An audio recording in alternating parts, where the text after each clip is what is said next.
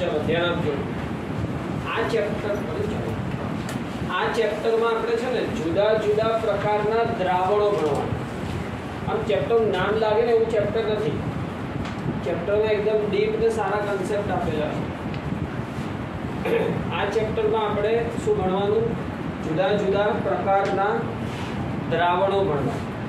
જો આજનો theoretical portion છે, બધી થિયોરી છે, पहले याद रखावડાવું तो તમારે તૈયારીમાં ઓછો સમય જોઈએ, સમજ્યા? તો એવી રીતે ચલાવું તમને યાદ રહી જાય। તો આ પ્રકરણમાં આપણે જુદા જુદા પ્રકારના દ્રાવણો ભણવાના છે, બરાબર? દ્રાવણ હવે એમાં અત્યારે બે દ્રાવણ વિશે જોઈએ। ઘન પ્રવાહીમાં ઓગળે, ઘન પ્રવાહીમાં ઓગળે, પછી વાયુ પ્રવાહીમાં। ઘન પ્રવાહીમાં ઓગળે અને વાયુ પ્રવાહીમાં ઓગળે, આ બે દ્રાવણ જોઈએ। तो पहलो कॉन्सेप्ट है द्राव्यता। तो द्राव्यता तो कॉमन कॉन्सेप्ट है, घन माटे अलग, वायु माटे अलग एवं ना हो। द्राव्यता बधा माटे कॉमन कॉन्सेप्ट है। पहला द्राव्यता ने हूँ समझाऊँ। ध्यान आपो। मान लो आपणे एक निश्चित कदनु द्रावक लई लीधुं, पाणी के। द्राव्यतानी व्याख्या मोढे करवी छे।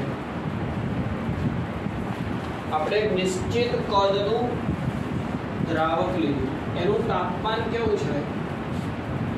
अच्छा, एक निश्चित कदनु द्रावक लीधुं, ख्याल? आ निश्चित कदना द्रावकमां भाई एक निश्चित कदनु द्रावक लीधुं, आ निश्चित कदना द्रावकमां तापमान केवुं रहेशे? अच्छा, एक निश्चित कदनु द्रावक लीधुं, आ निश्चित कदना द्रावक में तापमान अचल राख्यु। हवे आपणे खांड ओगाळता गया तो शुरुआत में तो आपणे जेम जेम अंदर खांड ओगाळीए ओगळती जाए, बराबर? शुरुआत में तो आपणे खांड नाखी तो ओगळे, खांड नाखी तो ओगळे। हाँ, अमुक समय जाए पछी વધુ ખાંડ અંદર ઓગળે નહીં, બરાબર? અને ઘન નાખીએ તો ઘન સ્વરૂપે પડી રહે, ખ્યાલ આવ્યો? ત્યારે આ દ્રાવણ કેવું થયું કહેવાય? સંતૃપ્ત। ત્યારે દ્રાવણ કેવું કહેવાય? સંતૃપ્ત। સમજાયું? જ્યારે ભાઈ ફરતી શરૂઆતમાં ખાંડ નાખીએ તો ઓગળતી જાય, અમુક સમય પછી વધુ ખાંડ અંદર ઓગળે નહીં અને નાખીએ તો घन स्वरूपे पड़ी गए, त्यारे द्रावण बोलो केवुं थयुं कहेवाय? संतृप्त। कॉन्सेप्ट खबर पड़ी? द्रावण ने कहेवाय भाई संतृप्त द्रावण। बोलो त्यारे खांड मैक्सिमम ओगળી गई, હવે વધુ ઓગળે? હવે વધુ ના ઓગળે એનો મતલબ શું થયું? મહત્તમ ઓગળી ગઈ। તો જે મહત્તમ અંદર ઓગળી એની સાંદ્રતા એને કહેવાય દ્રાવણ। કॉन्सेप्ट ખબર પડી? हाँ, पण एनी शरत है तापमान अचल राखવું પડે। તમે શું કરો કે માન લો ખાંડ મેક્સિમમ ઓગળી ગયો, બરાબર? હવે ઓગળવાનું બંધ થયું, હવે તમે તાપમાન વધારી દો તો પાછી વધુ ઓગળશે। સમજાય છે? દ્રાવણ સંતૃપ્ત બને એની કન્ડિશન શું? શરત શું? તાપમાન અચળ રાખવું પડે તો દ્રાવણ સંતૃપ્ત રહેશે। સમજાયું? તો વ્યાખ્યા શું થઈ જોજો ભાઈ, આની વ્યાખ્યા શું થાય? द्राव्यतानी भाई नियत तापमाने એટલે અચળ તાપમાન નિશ્ચિત જથ્થાના દ્રાવકનો નિશ્ચિત જથ્થો લેવાનો। નિયત તાપમાને નિશ્ચિત જથ્થાના દ્રાવક, આ બે નિયત રાખો, આ બે બદલો ને તો વધુ ઓગળી જાય। પાછું मान लो द्रावण संतृप्त પછી પાણી નાખો તો પછી વધુ ખાંડ ઓગળશે, તાપમાન વધારો તો તોય વધુ ઓગળશે, તો દ્રાવણ સંતૃપ્ત નહીં લાગે તો। એટલે સંતૃપ્તની શરત શું? તાપમાન અને દ્રાવકનો જથ્થો અચળ, બરાબર? બોલો ફરી, નિયત તાપમાને નિશ્ચિત જથ્થાના દ્રાવકમાં, ભાઈ નિયત તાપમાને નિશ્ચિત જથ્થાના દ્રાવકમાં ઓગાળેલા દ્રાવ્યના મહત્તમ સાંદ્રતાને દ્રાવ્યતા કહે છે। વ્યાખ્યા મોઢે કરવી, નિયત તાપમાને નિશ્ચિત જથ્થાના દ્રાવકમાં ઓગળેલ દ્રાવ્યની મહત્તમ સાંદ્રતાને દ્રાવ્યતા કહે છે.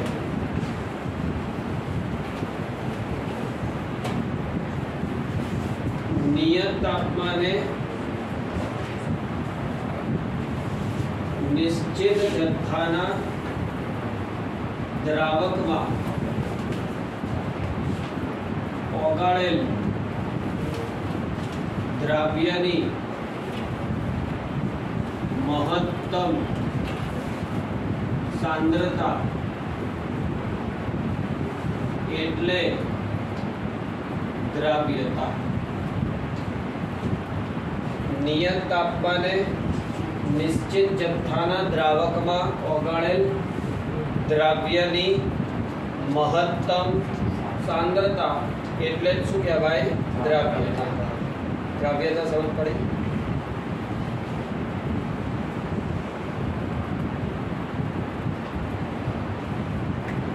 આ દ્રાવ્યતાની વ્યાખ્યા આપણે બોલો ફરતી. નિયત નિશ્ચિત જથ્થાના દ્રાવકમાં ઓગાળેલા દ્રાવ્યની મેક્સિમમ સાંદ્રતા એટલે દ્રાવ્યતા. અને બદલીને બોલી શકો. બીજી વ્યાખ્યા દ્રાવ્યતાની કહેવાય તો સંતૃપ્ત દ્રાવણમાં દ્રાવ્યની સાંદ્રતા એટલે દ્રાવ્યતા. ચાલે? જ્યારે દ્રાવણ સંતૃપ્ત થઈ ગયું હોય ત્યારે મેક્સિમમ ઓગળ્યું હોય કે નહીં, ત્યારે જે સાંદ્રતા એને શું કહેવાય? દ્રાવ્ય. એ પણ છે દ્રાવ્યતા.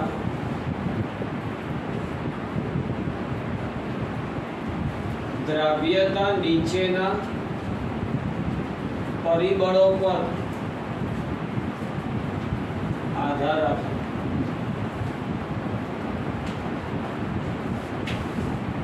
ઘનની પ્રવાહીમાં દ્રાવ્યતા. ઘનની પ્રવાહીમાં દ્રાવ્યતા કયા પરિબળો પર આધાર રાખે? તો ઘનની પ્રવાહીમાં દ્રાવ્યતા તાપમાન, દબાણ, દ્રાવ્યની પ્રકૃતિ, દ્રાવકની પ્રકૃતિ.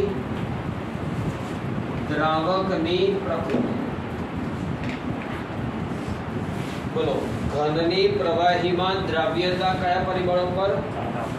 આમ સિમ્પલ ગયા તો જો પરિબળની વાત આવે ને, અસર કરતા પરિબળ એવી વાત આવે ને, એટલે તાપમાન, દબાણ તો આવે જ કાયમ.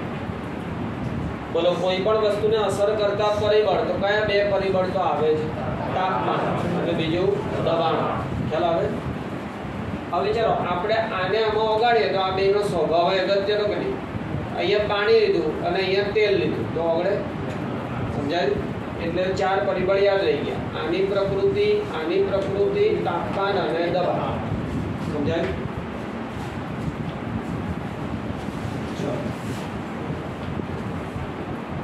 હવે ભાઈ આમાં આપણે શું ભણવાનું? આમાં આપણે ભણવાનું શું? ઘનની પ્રવાહીમાં દ્રાવ્યતા. ઘનની પ્રવાહીમાં દ્રાવ્યતા.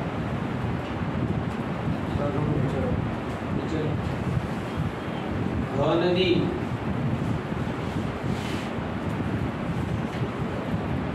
પ્રવાહીમાં દ્રાવ્યતા. આમાં થિયરી પૂછે, આમ તો ચેપ્ટરમાં વધારે અગત્યની થિયરીઓ છે એટલા ઓછી પૂછે, પણ ઘનની પ્રવાહીમાં દ્રાવ્યતા થિયરી છે લાંબી. હવે લાંબી થિયરી છે તો એમાં અલગ અલગ મુદ્દા છે સ્કેટર્ડ, એટલે યાદ ના રહે. તો આપણે આ થિયરી છે ને એને યાદ રાખવા માટે 3 મુદ્દા બનાવી દઈએ. એટલે મુદ્દો યાદ આવે નીચેનું લખાણ લખી દેવાનું છે. તો 3 મુદ્દામાં પહેલું શું છે કે કયા ઘન પદાર્થો કયા પ્રવાહીમાં, એનું લોજિક બનાવશું. કયા પદાર્થો કયા પ્રવાહીમાં ઓગળે, પહેલો મુદ્દો. બીજો, જ્યારે ઘન પ્રવાહીમાં ઓગળે ત્યારે સંતુલન જે સ્થપાય સંતુલન વિશે સંતુલન સમજાવવાનું. અને ત્રીજો મુદ્દો સંતૃપ્ત દ્રાવણ સમજાવવાનું. સંતૃપ્ત અને અસંતૃપ્ત દ્રાવણ સમજાવવાનું. ના પડે શું કીધું? પહેલો મુદ્દો કયા પદાર્થો એકબીજામાં ઓગળે. બીજો મુદ્દો સંતુલન. ત્રીજો મુદ્દો સંતૃપ્ત અસંતૃપ્ત દ્રાવણ. તો જો શરૂઆતમાં છે ઘનની પ્રવાહીમાં દ્રાવ્યતા એવું મળ્યું. હા, તેમાં પહેલા શરૂઆતમાં લખો. આ લખવાનું છે માટે આપણે યાદ રહે.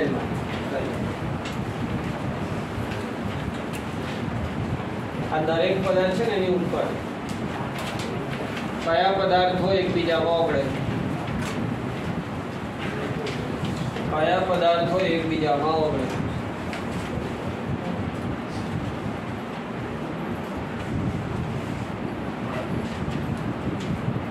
પછી અહીંયાથી સંતુલન આવશે. જ્યારે ઘન દ્રાવ્ય દ્રાવકમાં ઉમેરવામાં આવે છે અહીંથી શું આવશે? સંતુલન. પછી અહીંથી આવશે સંતૃપ્ત દ્રાવણ. એવું દ્રાવણ કે જેમાં નિશ્ચિત તાપમાને દબાણે વધુ દ્રવ્યો ઓગાળી ના શકે. મળ્યું? ત્યાંથી સંતૃપ્ત અને અસંતૃપ્ત દ્રાવણ આવશે.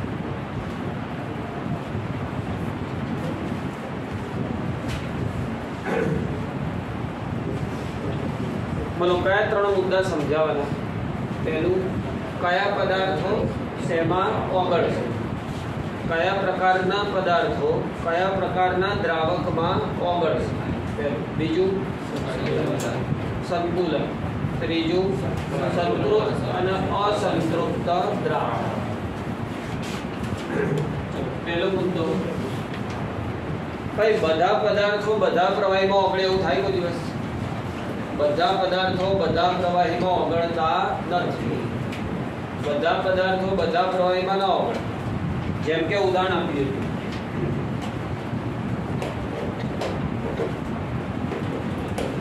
મીઠું અને ખાંડ. બોલો, મીઠું અને ખાંડ પાણીમાં ઓગળે કે ના ઓગળે?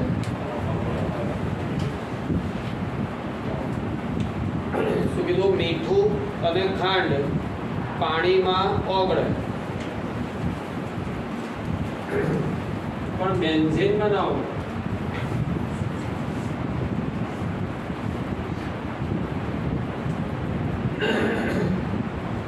શું કીધું? મીઠું અને ખાંડ એ પાણીમાં ઓગળે પણ બેન્ઝીનમાં ના ઓગળે. ખ્યાલ આવશે? મીઠું ને ખાંડ પાણીમાં ઓગળે, બેન્ઝીનમાં ના ઓગળે. નેપ્થેલિન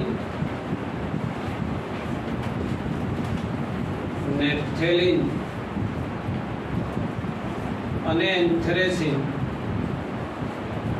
નેપ્થેલિન એન્થ્રેસિન પાણીમાં ન ઓગળે, બેન્ઝીનમાં ઓગળે. કેવું ક્રોસ થાય છે? મીઠું ને ખાંડ પાણીમાં ઓગળે પણ બેન્ઝીનમાં ના ઓગળે. નેપ્થેલિન એન્થ્રેસિન બેન્ઝીનમાં દ્રાવ્ય તો પાણીમાં અદ્રાવ્ય. ચલો, તો આમાં કઈ લોજિક છે? હા, લોજિક છે. જો ભાઈ, જે અણુઓ વચ્ચે આકર્ષણ બળ લાગે ને એને આ લોકો શું કહે? આંતર આણવીય પારસ્પરિક ક્રિયા. અણુ વચ્ચે આકર્ષણ ને આખી ચોપડીમાં શું કહે? આંતર આણવીય પારસ્પરિક ક્રિયા. યાદ રાખજો. તો ભાઈ, આંતર આણવીય પારસ્પરિક ક્રિયાઓ જુદા જુદા પ્રકારની. વાન્ડરવાલ્સ આકર્ષણ લાગે, ખબર? અણુ વચ્ચે. પછી ધ્રુવીય આકર્ષણ લાગે. તો આપણે જોયું કે ભાઈ ઓગળવાની એક લોજિક છે. ઓગળવાનું શું લોજિક?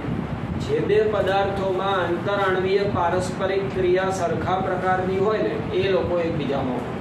માન લો એક પદાર્થ લીધો, આમાં આંતર આણવીય ક્રિયા વાન્ડરવાલ્સ, આમાંય વાન્ડરવાલ્સ છે, આ એકબીજામાં ઓગળે. આમાં આંતર આણવીય ક્રિયા ધ્રુવીય છે, આમાંય ધ્રુવીય, એટલે ઓગળે. સમજાય? બોલો, કોણ ઓગળે?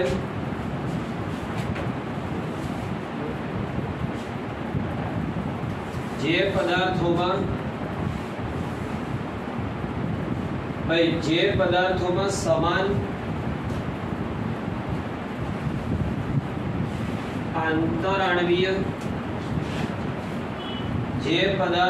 સમાન આંતરાણવીય પારસ્પરિક ક્રિયાઓ હોય તેઓ પરસ્પર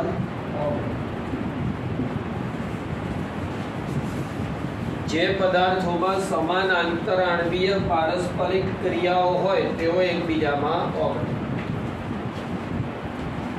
એટલે ધ્રુવીય પદાર્થો એટલે ખબર પડે ને, જેમાં શું હોય, વીજભાર હોય, આંશિક ઋણ આંશિક ધન કે આયોનિક વીજભાર હોય, +1 -1.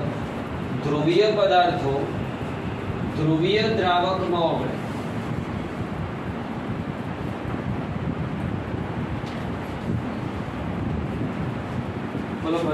જે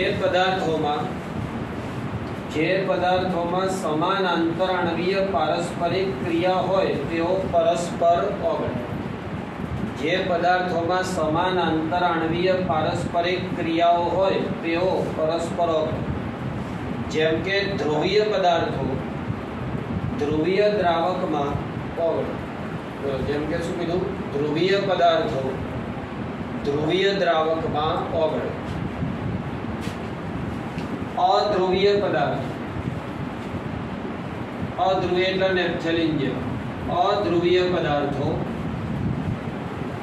એ અધ્રુવીય દ્રાવકમાં ઓગળે. ધ્રુવીય શેમાં ઓગળે? ધ્રુવીયમાં. અધ્રુવીય શેમાં ઓગળે? અધ્રુવીય. એટલે એવું કહેવાય કે સમાન પદાર્થો સમાન પદાર્થમાં ઓગળે. સરખા પદાર્થો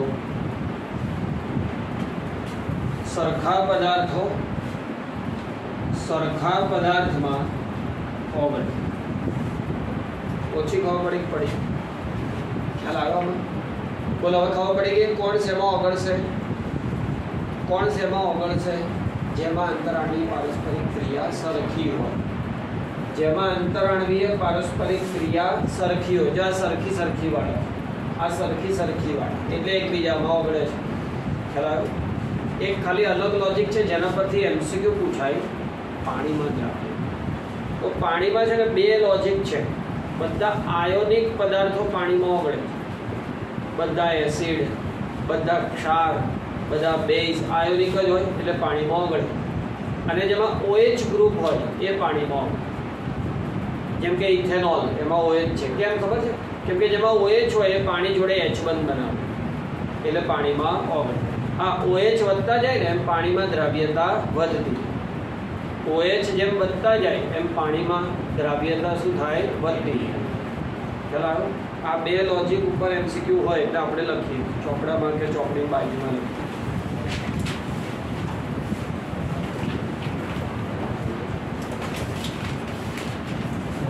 બધા આયોનિક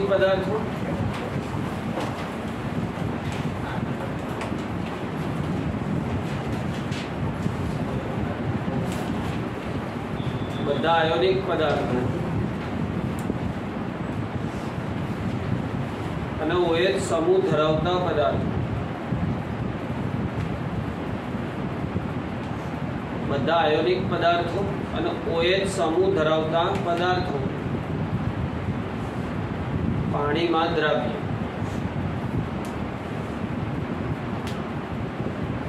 બધા આયોનિક પદાર્થો અને OH સમૂહ ધરાવતા પદાર્થો પાણીમાં દ્રાવ્ય.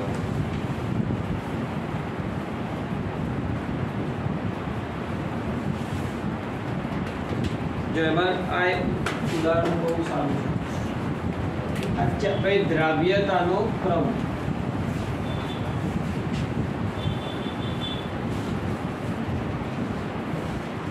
જેમ કે એક પદાર્થ છે ઇથેનોલ. ઇથેનોલમાં એક OH છે. બીજો છે ઇથિલિન ગ્લાયકોલ. ઇથિલિન ગ્લાયકોલ એમાં કેટલા OH છે? 2. ઇથેનોલમાં એક OH, ઇથિલિન ગ્લાયકોલ છે એમાં 2 OH. ગ્લિસરોલ અથવા ગ્લિસરીન. ગ્લિસરોલ અથવા ગ્લિસરીન એમાં કેટલા OH છે? 3.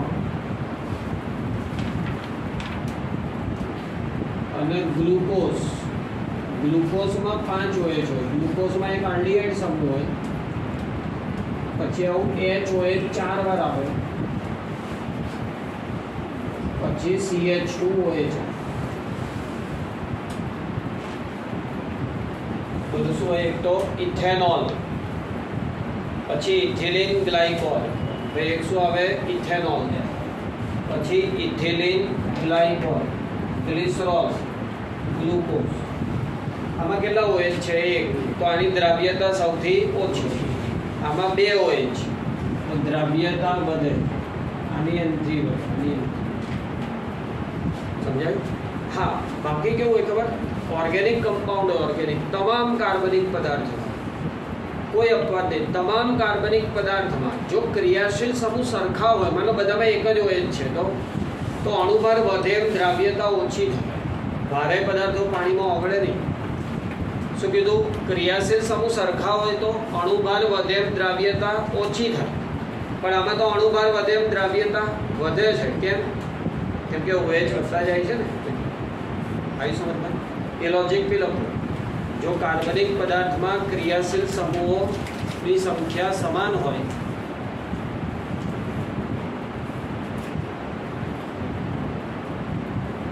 જો કાર્બનિક પદાર્થમાં ક્રિયાશીલ સમૂહની સંખ્યા સમાન હોય,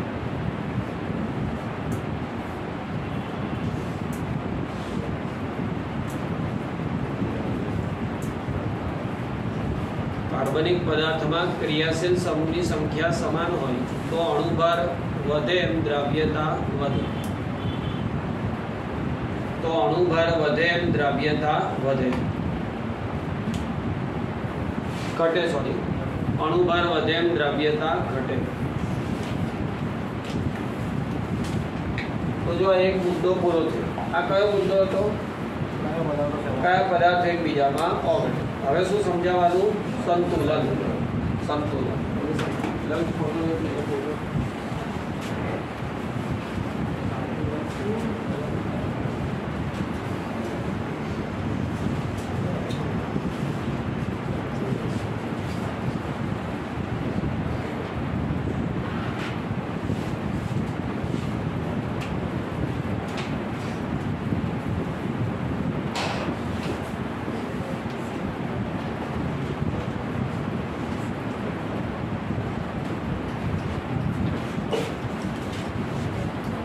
ચાલો ધ્યાન આપજો. હવે આપણે પેલું સંતુલન છે એને સમજાવીએ. મતલબ આપણે શું કર્યું? પાણીનો નિશ્ચિત જથ્થો લીધો અને એમાં બહુ બધી ખાંડ ઓગાળી દીધી છે, બહુ બધી ખાંડ ઉમેરી દીધી છે. નિશ્ચિત જથ્થાનું પાણી લીધું અને એમાં બહુ બધી ખાંડ ઉમેરી દીધી. નિશ્ચિત જથ્થાનું પાણી લીધું, નિશ્ચિત જથ્થાનું પાણી લીધું અને એમાં બહુ બધી ખાંડ ઉમેરી દીધી. તો શું થાય? બોલો. ખાંડ ધીરે ધીરે ઓગળે. ઓગળેનો મતલબ જે ઘન ખાંડનો અણુ હોય એ શેમાં ફેરવાય? પ્રવાહી. ઓગળે. પણ ખાંડમાં એક ખાસિયત છે કે અણુ ઓગળે તો રહેતો અણુ જ, આયન ના બને. કીધું ફરતી ઘન ખાંડનો અણુ ઓગળે તો એ અણુને એક આયન બની જાય, અણુ જ રહે, ખાલી પ્રવાહી થઈ જાય. મીઠું હોય એમાં મીઠાનો અણુ ઓગળે તો અણુ ના રહે, એમાંથી શું બની જાય? આયન બને. મીઠાનો અણુ ઓગળે તો એમાંથી શું બની જાય? આયન. પણ ઘન ખાંડનો અણુ ઓગળે તો એમાંથી એમાં અણુ જ રહે. કોન્સેપ્ટ ખબર પડે? ચલો, ખાંડનો ઢગલો કરી દીધો છે. તો ખાંડનો ઢગલો કરી દીધો તો હવે ખાંડનો અણુ ઓગળશે, પ્રવાહી બનશે પણ રહેશે તો અણુ જ, આયન નહીં બને. બીજો અણુ ઓગળશે. આ ઓગળે ક્રિયાને દ્રવીકરણ કહેવાય. ઓગળે એટલે શું કહેવાય? દ્રવીકરણ. સંતુલન હંમેશા બે ક્રિયાઓ વચ્ચે હોય. તો પહેલી ક્રિયા દ્રવીકરણ, જેમાં ઓગળશે. ઘન દ્રાવ્ય પ્રવાહીમાં ઓગળે એ ક્રિયાને કહેવાશે દ્રવીકરણ, ડિઝોલ્યુશન. ડિઝોલ્યુશન. चलो आ रीते तो बहु खांडना अणु ओगळेला अणु देखाय नहीं हो। आ तो खाली तमने समजाववा माटे हूँ दोरुं छुं। बहु बधा घन खांडना अणु ओगળી गया। बहु बधा घन खांड छे एना अणुओ ओगળી गया। आ ओगळेला अणु छे। હવે શું થાય નવી વસ્તુ તમારા માટે આ ઓગળેલો અણુ આમ ગતિ કરતો જે દ્રાવણમાં ઘન બાકી રહી ગયું એની જોડે અથડાય ને તો એ દ્રાવણમાંથી બહાર આવી જાય। આ ઓગળેલો અણુ જ્યારે ઘન ખાંડના અણુ જે બાકી રહી ગયો છે ઓગળવા એની જોડે અથડાય મતલબ ઘન ખાંડનો અણુ છે પેલો ઓગળેલો અણુ અથડાય તો એ દ્રાવણમાંથી અલગ થઈ ઘન સ્વરૂપે આવી જાય ને અમે જમા થઈ ઓગળેલો કણ ઘન સ્વરૂપે બહાર આવે એટલે કહેવાય સ્ફટિકીકરણ। સ્ફટિકીકરણ ફરીથી બોલો ભાઈ ઓગળેલા દ્રાવ્યના કણો જ્યારે ઘન દ્રાવ્ય સાથે અથડાય તો એ દ્રાવણમાંથી અલગ થાય ઘન સ્વરૂપે બહાર આવે એ ક્રિયાને શું કહેવાય સ્ફટિકીકરણ।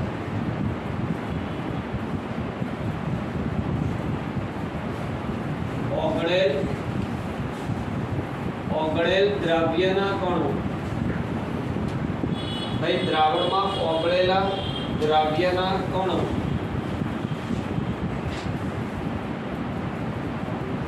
ઘન દ્રાવ્ય સાથે અથડાય તો દ્રાવણમાંથી અલગ થાય દ્રાવણમાંથી અલગ થાય અને ઘન સ્વરૂપે બહાર આવે।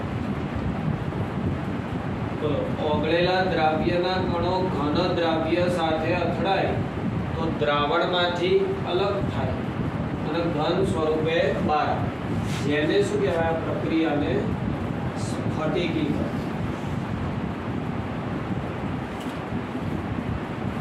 बोला प्रक्रियाने શું કહેવાય સ્ફટિકીકરણ। ચલો કઈ બે પ્રોસેસ થઈ એક તો ઓગળેલા ભાઈ ઘન અણુઓ ઓગળે એને શું કહેવાય દ્રવીકરણ। ઘન અણુ ઓગળે તો દ્રવીકરણ ઓગળેલ અણુ બહાર આવે તો સ્ફટિકીકરણ। હવે ક્યાં જો જ્યારે આપણે પાણી હતું ચોખ્ખું શુદ્ધ એમાં ઘન ખાંડ નાખી તો કઈ પ્રક્રિયા શરૂઆતમાં વધુ થાય द्रवीकरण के स्फटिकीकरण।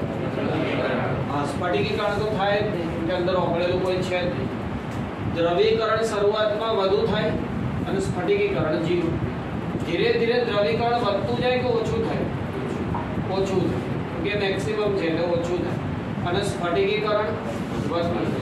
કોઈ એક સમયે દ્રવીકરણ અને સ્ફટિકીકરણના વેગ સરખા થાય ત્યાર તો કેવું થાય જેટલા અણુ ઓગળે એટલા બહાર આવે तो त्यारे केवुं थाय जेटला अणुओ ओगळे એટલા અણુઓ શું થાય બહાર આવે।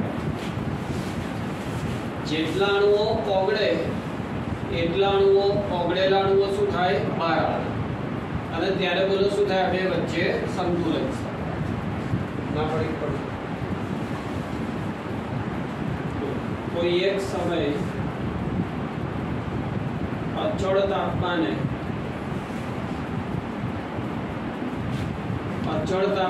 અમુક સમય બાદ દ્રવીકરણ અને સ્ફટિકીકરણ ના દર સમાન છે। અચળ તાપમાને અમુક સમય બાદ દ્રવીકરણ અને સ્ફટિકીકરણ એના દર સમાન થાય ત્યારે જેટલા અણુ ઓગળે એટલા અણુઓ અલગ થાય ત્યારે જેટલા અણુ ઓગળે તેટલા અણુ દ્રાવણમાંથી બહાર ત્યારે સંતુલન સ્થપાયું ત્યારે દ્રાવણમાં સંતુલન સ્થપાયું। इजी है खबर पड़ी। चलो कोने द्रवीकरण कहवाय द्रवीकरण कोने कहवाय ઘન પ્રવાહીમાં અને સ્ફટિકીકરણ ઓગળેલ પ્રવાહીના અણુઓ બહાર આવે તેને શું કહેવાય? સ્ફટિકીકરણ. શરૂઆતમાં કોનો દર વધુ હોય? દ્રવીકરણ. અને ધીરે ધીરે અમુક સમય પછી બે વેગ કેવા થાય? ત્યારે શું સ્થપાય? સંતુલન.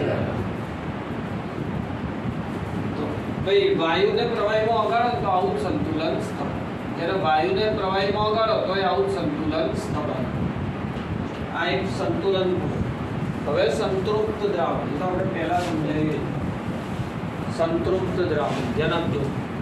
કઈ માન લો આપણે એને ગુલાબ જાંબુથી સમજાવીશું, બરાબર? ગુલાબ જાંબુ ખાવા તમે બેઠા છો, હવે એક એક આપે છે, એક આવે એટલે ગાયબ થઈ જાય, બીજું આવશે તો ગાયબ થઈ જશે. બરાબર? એમ કરતા કરતા માન લો કે 2 ડઝન ખાઈ ગયા, બરાબર? હવે તો ધરાય કે નહીં?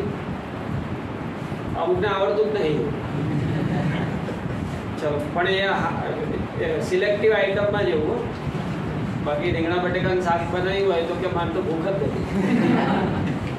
અહીંયા થયા તો ભાઈ પેલો 2 ડઝન ખાઈ ગયો, હવે ગુલાબ જાંબુ આવ્યું તો હવે જાય છે પ્લેટમાંથી કે નહીં જતું? નહીં જાય. એનો મતલબ હવે વધુ ઓગાળી શકાતું નથી. ખ્યાલ આવ્યો? તો એવા દ્રાવણને શું કહેવાય? સંતૃપ્ત દ્રાવણ. ખબર પડી? એટલે હવે શું કહે કે હવે ગુલાબ જાંબુ ના બનાવતા, હમણાં કાલ કંઈક બીજું બનાવતું. બરાબર? તો બોલો, દ્રાવણના કિસ્સામાં એવી જ વ્યાખ્યા હોય તો જે દ્રાવણમાં અચળ તાપમાને વધુ દ્રવ્ય ઓગાળી ના શકે એ દ્રાવણને શું કહેવાય? સંતૃપ્ત દ્રાવણ. ચલો ફરીથી. નિશ્ચિત જથ્થાના દ્રાવકમાં નિયત તાપમાને જે દ્રાવણમાં વધુ દ્રવ્ય ઓગાળી ના શકાય તેવા દ્રાવણને સંતૃપ્ત દ્રાવણ કહેવામાં આવે છે. નિયત તાપમાને જે દ્રાવણમાં વધુ દ્રવ્ય ઓગાળી ન શકાય તે દ્રાવણને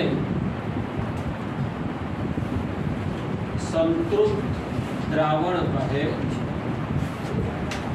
બરોબર? નિયત તાપમાને જે દ્રાવણમાં વધુ દ્રવ્ય ઓગાળી ન શકાય તે દ્રાવણને શું કહેવાય? સંતૃપ્ત દ્રાવણ. તો તમને કહો, સંતૃપ્ત દ્રાવણમાં દ્રવ્ય મહત્તમ ઓગળી ગયું હોય કે હજી જગ્યા હોય? મહત્તમ ઓગળી. એટલે સંતૃપ્ત દ્રાવણમાં દ્રવ્યની સાંદ્રતા કેવી હશે? મેક્સિમમ. પણ આગળ કીધું કે મહત્તમ સાંદ્રતાને તો શું કહેવાય? મહત્તમ સાંદ્રતાને શું કહેવાય? દ્રવ્ય. તો પછી સંતૃપ્ત દ્રાવણમાં જે દ્રવ્યની સાંદ્રતા એ મહત્તમ, એટલે એને જ કહેવાય દ્રવ્ય. જોજો, સંતૃપ્ત દ્રાવણમાં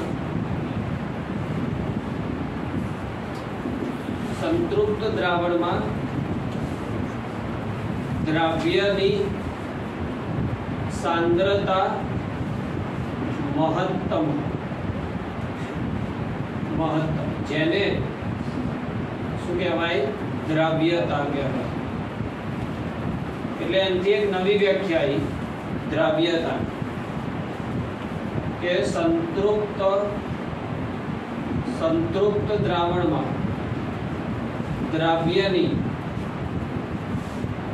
મહત્તમ સાંદ્રતાને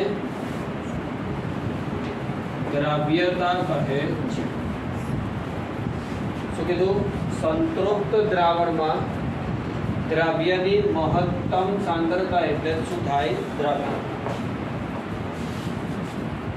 અસંતૃપ્તની વ્યાખ્યા ગોખવાની નહીં. બોલો, અસંતૃપ્ત દ્રાવણ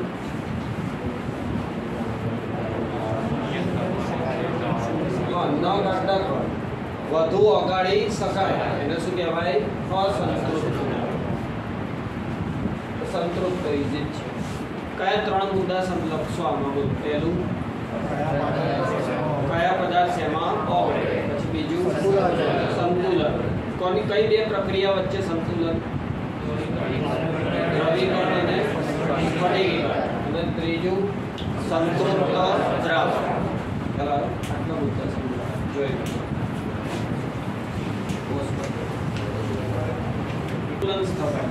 દ્રવ્ય એ દ્રાવકમાં ઓગળે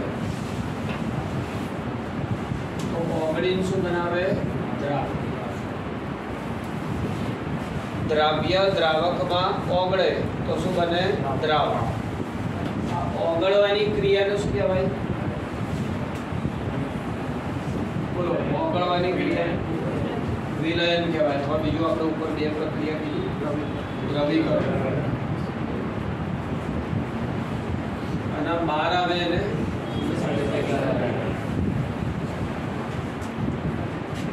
આને કહેવાશે દ્રવીકરણ ને આને કહેવાશે સ્ફટિકીકરણ. ભાઈ આપણે સિમ્પલ સંતુલન હોય ને એવું સંતુલન જ હોય. હવે આપણે લસ એટેલિયરનો સિદ્ધાંત ભણ્યા છે. એ શું કહે કે સંતુલન સ્થપાયા બાદ જો આપણે કંઈક ફેરફાર કરીએ ને તો પ્રક્રિયા કોઈ દિશામાં આગળ વધે. શું કીધું? સંતુલન બાદ કોઈ પરિબળમાં ફેરફાર કરીએ તો પ્રક્રિયા નેટ કોઈ દિશામાં આગળ વધે. તમે શું સમજો છો? જોજો. આ પ્રક્રિયા પુરોગામી દિશામાં આગળ વધી તો દ્રાવ્યતા વધશે કે ઘટશે? આમ આગળ વધી તો તમે વિચારો, આમ આગળ વધી તો મતલબ વધુ ઓગળશે કે ઓગળેલું બહાર આવશે? તો દ્રાવ્યતા વધશે. આ પ્રક્રિયા પુરોગામી થાય તો દ્રાવ્યતા વધશે અને આ પ્રક્રિયા પ્રતિગામી આવે તો દ્રાવ્યતા ઘટશે. સમજાયું? આ પ્રક્રિયા પુરોગામી થાય તો દ્રાવ્યતા વધશે અને પ્રતિગામી થાય તો દ્રાવ્યતા ઘટશે.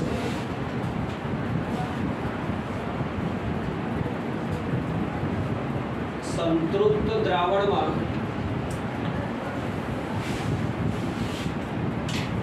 ઉપર મુજબ સંતુલન હોય. સંતૃપ્ત દ્રાવણમાં ઉપર મુજબ સંતુલન સ્થપાયેલ હોય. બોલો શું કીધું? સંતૃપ્ત દ્રાવણમાં ઉપર મુજબ સંતુલન સ્થપાયેલું હોય. ચલો, સંતૃપ્ત દ્રાવણમાં ઉપર મુજબ સંતુલન સ્થપાયેલું છે તો એ લસ એટેલિયરના સિદ્ધાંતને અનુસરે. લસ એટેલિયરના સિદ્ધાંતને અનુસરે. સંતૃપ્ત દ્રાવણમાં ઉપર મુજબ સંતુલન સ્થપાયેલું હોય. આ સંતુલન કોને અનુસરે? લસ એટેલિયરના સિદ્ધાંતને અનુસરે. હવે તાપમાનની અસર શું થાય જોજો. એ યાદ રાખજો મનમાં. પુરોગામી થાય તો દ્રાવ્યતા વધે અને પ્રતિગામી તો દ્રાવ્યતા ઘટે. હવે એક લોજિક યાદ રાખો. અહીંયા ધ્યાન. જો કોઈ પણ પ્રક્રિયા ઉષ્મા શોષક હોય ને, ઉષ્મા શોષક એટલે ડેલ્ટા એચ ધન એટલે એમાં ઉષ્મા શોષાય. જો કોઈ પણ પ્રક્રિયા ઉષ્મા શોષક હોય તો તાપમાન વધે એમ પ્રક્રિયા પુરોગામી થાય એટલે સંતુલન અચળાંક વધે. એ બી યાદ રાખજો. પુરોગામી થાય એમ પ્રક્રિયાનો સંતુલન અચળાંક વધે. કેમ? કે નિપજ વધે. સંતુલન અચળાંકમાં શું હોય? ઉપર નિપજ, નીચે પ્રક્રિયા. પ્રક્રિયા પુરોગામી થાય તો નિપજ વધે, પ્રક્રિયા ઘટે એટલે અંશ વધે, છેદ ઘટે એટલે સંતુલન અચળાંક વધે. ખબર પડી? તો શું લોજિક આપી? ઉષ્મા શોષક પ્રક્રિયા હોય તો તાપમાન વધે તો કઈ દિશામાં થાય? પુરોગામી. અને ક્ષેપક હોય તો પ્રતિગામી. મોટા ભાગે ઘન પ્રવાહીમાં ઓગળે ઉષ્મા શોષક. મોટા ભાગે ઘન પ્રવાહીમાં ઓગળે એ ઉષ્મા શોષક. મોટા ભાગે ઘન પ્રવાહીમાં, મોટા ભાગે બોલો શું થાય? ઘન પ્રવાહીમાં ઓગળે એ પ્રક્રિયા કેવી હોય? મોટા ભાગે ઘન પ્રવાહીમાં ઓગળે પ્રક્રિયા ઉષ્મા શોષક. ઉષ્મા શોષક એટલે ડેલ્ટા સોલ્યુશન એચ ધન. હવે તો ઉષ્મા શોષક હોય તો તાપમાન વધે એમ પ્રક્રિયા કઈ દિશામાં જાય? પુરોગામી. પુરોગામી જાય તો દ્રાવ્યતા વધે. તાપમાન વધે એમ પ્રક્રિયા પુરોગામી એટલે દ્રાવ્યતા વધે. જો કદાચ અપવાદરૂપ જો ઓગળવાની પ્રક્રિયા ઉષ્માક્ષેપક હોય,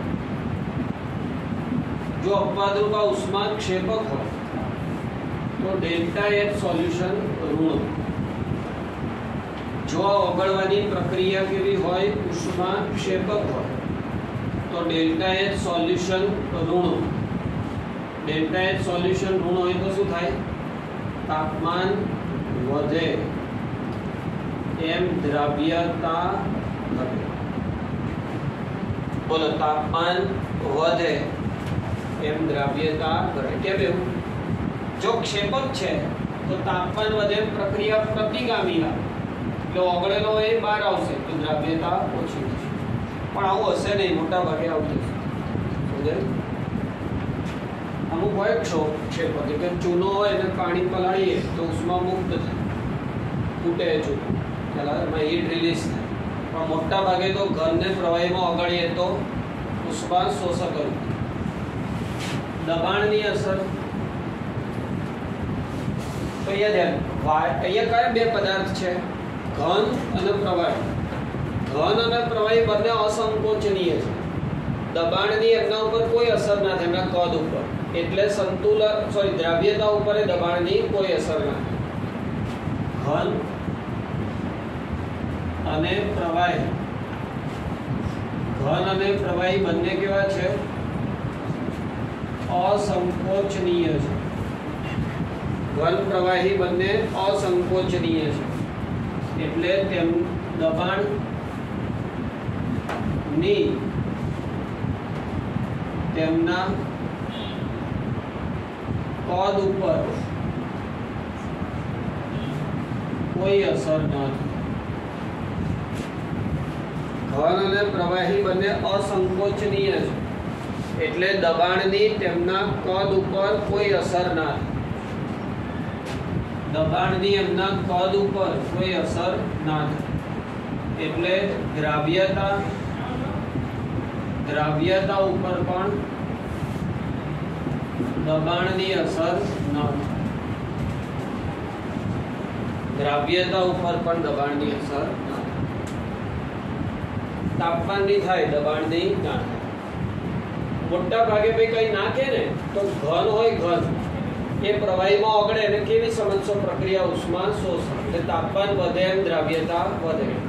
એટલે રસોડામાં તમે જુઓ, ઘન પ્રવાહીમાં ઓગળે એવી પ્રક્રિયા રાંધવામાં થતી હોય, એટલે બધી ઊંચા તાપમાને કરે છે.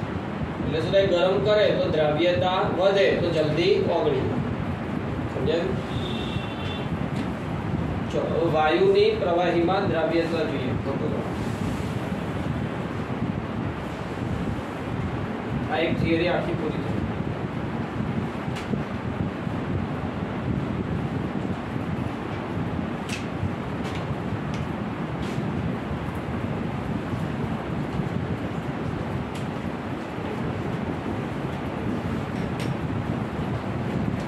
દાખલાનો ફેર ચોપડો ફરજિયાત બનાવવો છો. દાખલા આપણે જેવી રીતે ગણીએ એ રીતે ગણેલા ચોપડામાં હોવા જોઈએ, એટલે શું થાય? વાંચો તો તમને ખબર પડે. બરાબર? અત્યાર સુધીના કેટલા લખ્યા ફેર ચોપડા? થિયરીની જરૂર નહીં, થિયરી તો પેમ્પલેટ છે. બાકીના બધા બનાવી દો, જેટલા ચાલે એટલા દાખલા એમાં લખેલા હોય. ચાલો ધ્યાન આપજો ભાઈ. વાયુની પ્રવાહીમાં દ્રાવ્યતા, એ અમે દ્રાવ્યતાની વ્યાખ્યા તો એની જ થાય. વાયુની પ્રવાહીમાં દ્રાવ્યતાની વ્યાખ્યા એની જ આપણે આ તો કરો.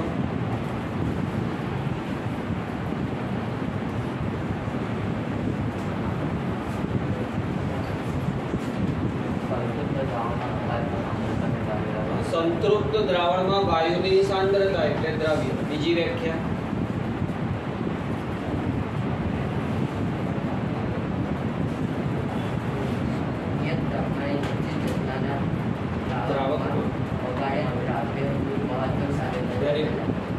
આમાં છે ને નિયત તાપમાન નિયત દબાણ બે બોલ્યા કે વાયુમાં દબાણે અસર કરે ને, એમાં દબાણ વધારો તો ભાઈ દ્રાવ્યતા ચેન્જ થાય. નિયત તાપમાને અને નિયત દબાણ, નિશ્ચિત જથ્થાના દ્રાવકમાં ઓગાળેલા વાયુ દ્રાવ્યની મહત્તમ સાંદ્રતાને દ્રાવ્યતા કહે. લખોની વ્યાખ્યાની લખીએ. વાયુની પ્રવાહીમાં દ્રાવ્યતા છે ને ત્યાં લખીએ. જગ્યા ન હોય પછી બાજુમાં લખી નાખજો. નિયત તાપમાને અને દબાણે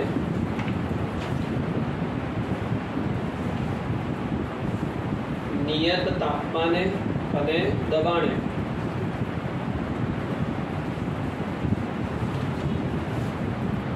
નિશ્ચિત જથ્થાના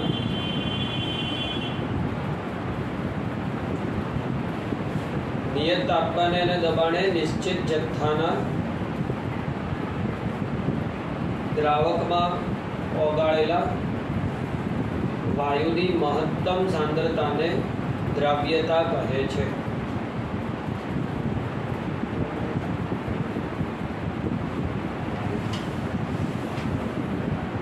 નિયત તાપમાને અને દબાણે નિશ્ચિત જથ્થાના દ્રાવકમાં ઓગાળેલા વાયુ દ્રાવ્યની મહત્તમ સાંદ્રતાને દ્રાવ્યતા. અહીંયા જેમ કે આપણે પાણી લઈએ તો પાણીમાં કાયમી વાયુ ઓછો આવે. કોને કાયમી વાયુ કહેવાય? જે આપણી આસપાસ વાયુઓ છે બધા કાયમી વાયુ, ઓક્સિજન, નાઇટ્રોજન. તો એ પાણીમાં ઓછો આવે. પાણીમાં ઓક્સિજન ઓછો દ્રાવ્ય, બરાબર. પણ જેટલો ઓગળે ને એ તો જળચર જીવો માટે પૂરતો છે. પાણીમાં જે દ્રાવ્ય ઓક્સિજન છે એ જળચર જીવો માટે પૂરતો છે. ખબર પડી? પાણીમાં ઓક્સિજન ઓછો આવે. પાણીમાં ઓક્સિજન ઓછો આવે પણ જેટલો ઓગળે દ્રાવ્ય ઓક્સિજન એ જળચર જીવો માટે ઇનફ હોય. પાણીમાં HCl, NH3, SO2 આ બધા વધુ દ્રાવ્ય. આ ઓક્સિજન, નાઇટ્રોજન પાણીમાં ઓછો ઓગળે પણ ઇથેનોલમાં વધુ ઓગળે. લખો તો વાક્ય. નાઇટ્રોજન પાણીમાં ઓછો દ્રાવ્ય MCQ માટે પણ ઇથેનોલમાં વધુ દ્રાવ્ય. નાઇટ્રોજન પાણીમાં ઓછો દ્રાવ્ય પણ ઇથેનોલમાં વધુ દ્રાવ્ય.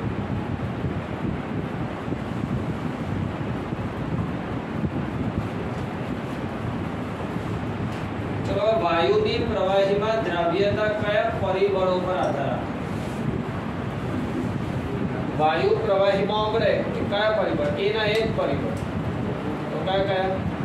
દ્રાવ્યનો સ્વભાવ, દ્રાવકનો સ્વભાવ, તાપમાન, દબાણ. એના એક પરિબળ છે. એમાં દબાણની અસર જોઈએ.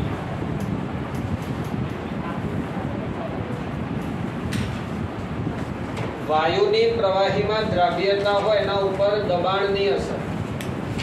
વાયુની પ્રવાહીમાં દ્રાવ્યતા ઉપર કોની અસર? દબાણની અસર જોઈએ.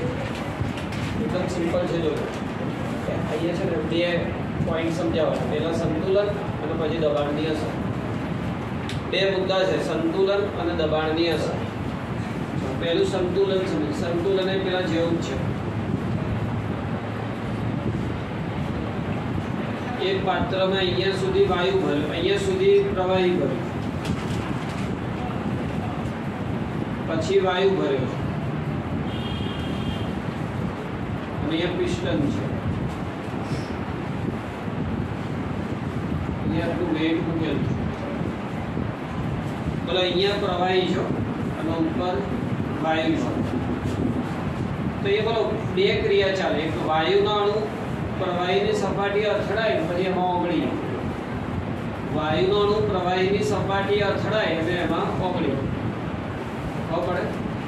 તો જેવો વાયુનો અણુ પ્રવાહીની સપાટી જોડે અથડાઈને ઓગળે એને કહેવાય પ્રવાહીકરણ. જો દ્રવીકરણ તો એટલે શું આવે? પ્રવાહીકરણ. બરાબર. એક પ્રવાહીકરણ થાય. પછી ઓગળેલો અણુ હોય એ ગતિ કરતો કરતો અહીંયા આવે તો નીકળી જાય, સપાટી છોડીને જતો. આને કહેવાય બાષ્પીભવન. નિયત તાપમાને નિયત તાપમાને પ્રવાહી પર વાયુ રાખવામાં આવે તો વાયુ પ્રવાહીમાં ઓગળે. નિયત તાપમાને પ્રવાહી ઉપર વાયુ રાખવામાં આવે તો શું થાય? વાયુ છે પ્રવાહીમાં ઓગળે. એને કઈ ક્રિયા કહેવાય?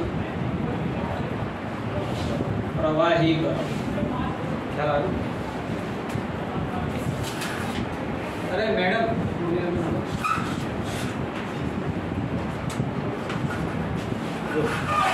નિયત તાપમાને વાયુ પ્રવાહીમાં ઓગળે એને શું કહેવાય? પ્રવાહીકરણ.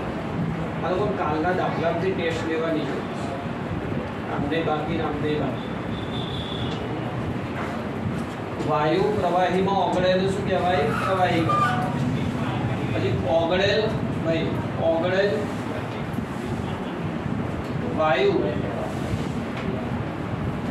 વાયુ દ્રાવણમાંથી દૂર થાય. બોલો, ઓગળેલો વાયુ દ્રાવણમાંથી દૂર થાય તો એને શું કહેવાય?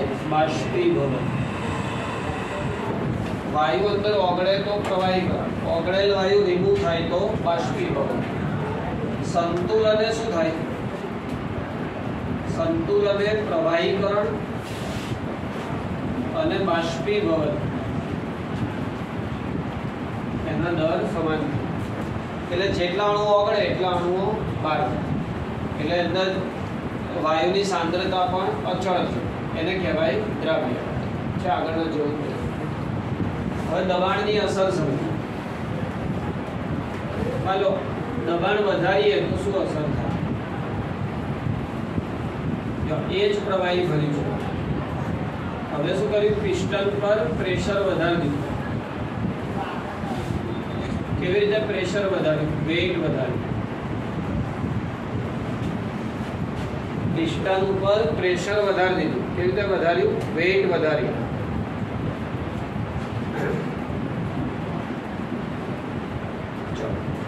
પ્રવાહી પર રહેલ વાયુ પર દબાણ વધાર્યું. દબાણ વધારું તો શું થાય? વાયુ સંકોચાય. અચ્છા, અણુઓ તો એટલા જ રહે ને, પણ અણુઓ એટલા જ રહે સંકોચાય તો અણુની ડેન્સિટી વધી જાય કે નહીં?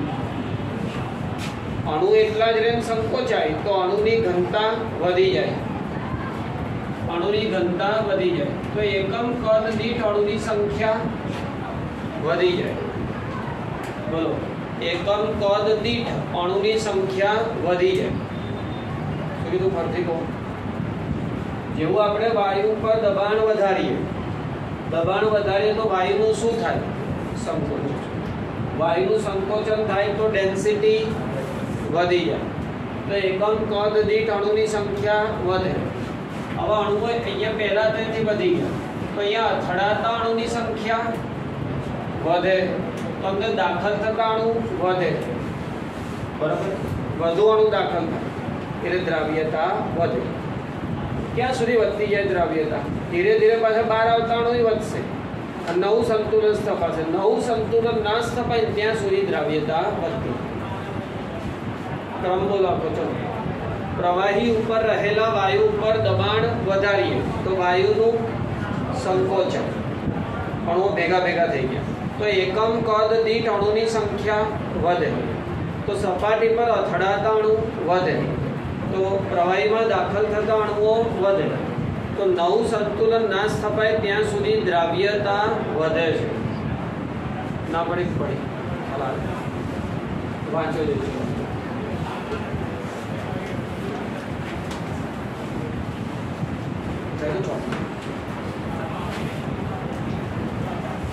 કાલ દાખલા હતા ને એમાંથી આપણે દાખલા પૂછ્યું.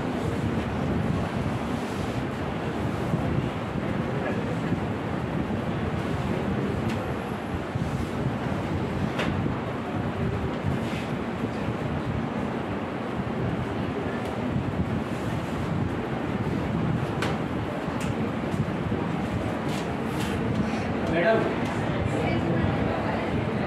ઓ મેડમ, મેડમ, પહેલું દ્રાવણ છે દળ દળની ટકાવારી 25% અને એનું ટોટલ દળ 300 ગ્રામ. બીજું દ્રાવણ છે 400 ગ્રામ પણ એમાં દળની ટકાવારી 40 ગ્રામ. હવે બેન ભેગા કરી દીધા તો પરિણામી દ્રાવણમાં દળની ટકાવારી શોધો. એ તો મને શીખવાનું.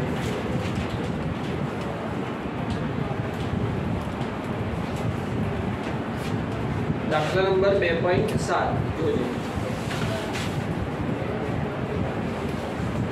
પેલા જે ક્રિયા કરી છે લખી દેવા.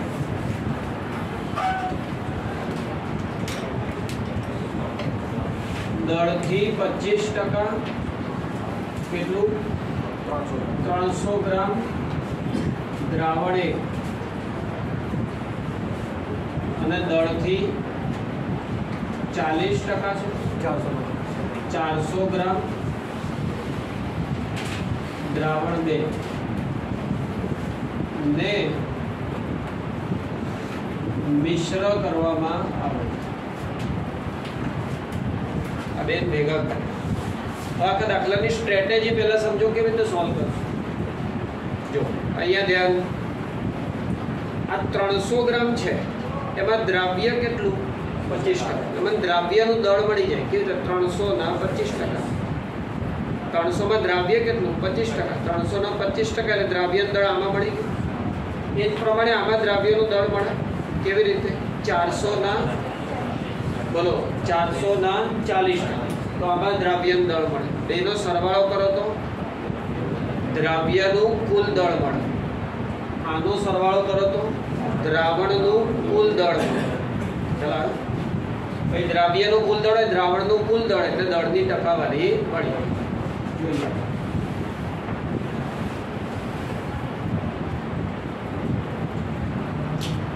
દ્રાવણ 1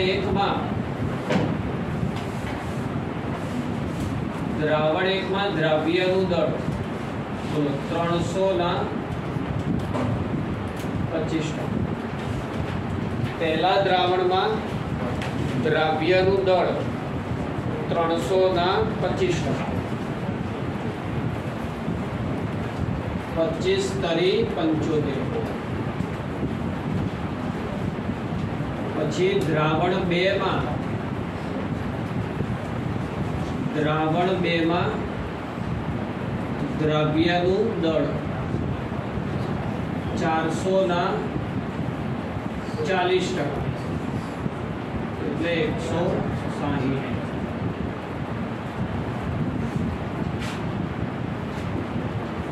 બોલો આવી સમજમાં.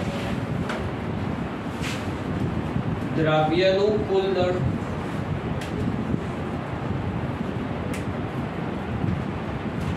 દ્રાવ્યનું મિશ્રણમાં કુલ દળ 75 વત્તા 160 235. અને દ્રાવણનું કુલ દળ 300 અને 400 તો મિશ્રણમાં દળની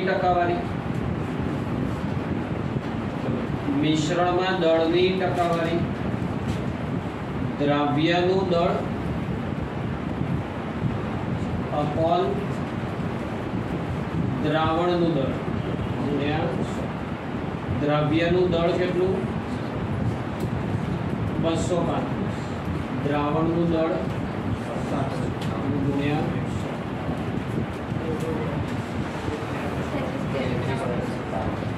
33.33 ફરતી ચાલો ભાઈ. 25% સાંદ્રતા વાળું 300 ગ્રામ 40% વાળું 400 ગ્રામ એને ભેગા કરે.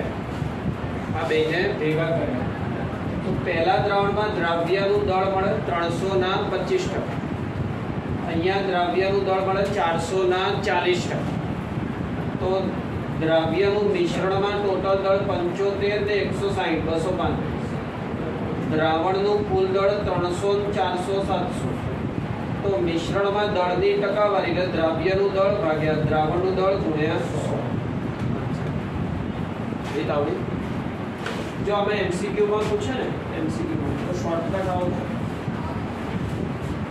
दळनी टकावारी पहला दळनी टकावारी पहला द्रावणना दळनी टकावारी गुણ્યા એનું દળ બીજા દ્રાવણની દળની ટકાવારી ગુણ્યા એનું દળ ભાગ્યા બંને દ્રાવણોનું આ તો સૂત્ર છે લાંબુ બાકી આપણે તો કિંમત મૂકવાની પહેલી ટકાવારી 25 ગુણ્યા એનું દળ 300 બીજી ટકાવારી 40 ગુણ્યા એનું દળ 400 ભાગ્યા 300 વત્તા 400 સમજાયું ને હંમેશા બે મેથડ લખવાની એટલે એમસીક્યુ માં ફટાફટ કામ થાય